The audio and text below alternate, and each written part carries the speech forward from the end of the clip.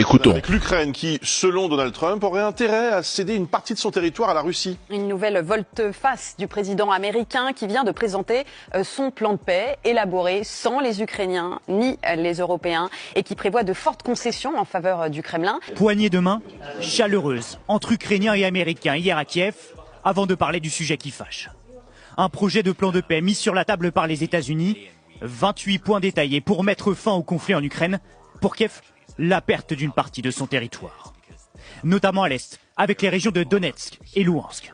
Le plan propose de céder définitivement ces terres à la Russie. Elles seraient donc reconnues comme appartenant à Moscou.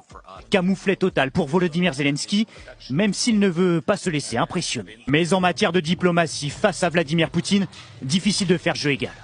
En difficulté sur le front, le chef de guerre ukrainien pourrait décider de faire d'importantes concessions. C'est un choix très difficile. Zelensky estime que l'Ukraine risque de perdre le soutien américain à cause du plan de Donald Trump.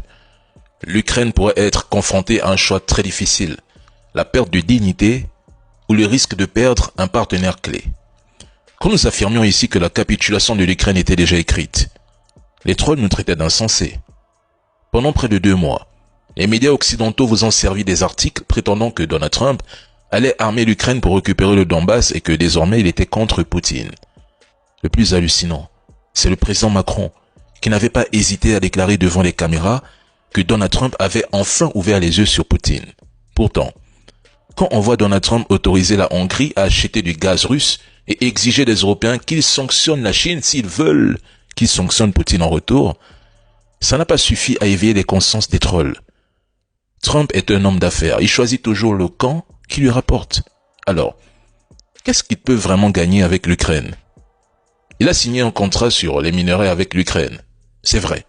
Mais une partie significative des minerais critiques visés par ce contrat se trouve dans des zones actuellement contrôlées par la Russie. L'Ukraine possède des réserves massives estimées à plus de 100 gisements majeurs de minerais critiques, sauf que près de 50% des dépôts de terres rares se trouvent dans ces zones contrôlées par la Russie et l'exploitation effective dépend d'une paix durable. Mais c'est la capitulation ou rien, c'est peut-être la 100e fois que je le dis ici. Mais bon,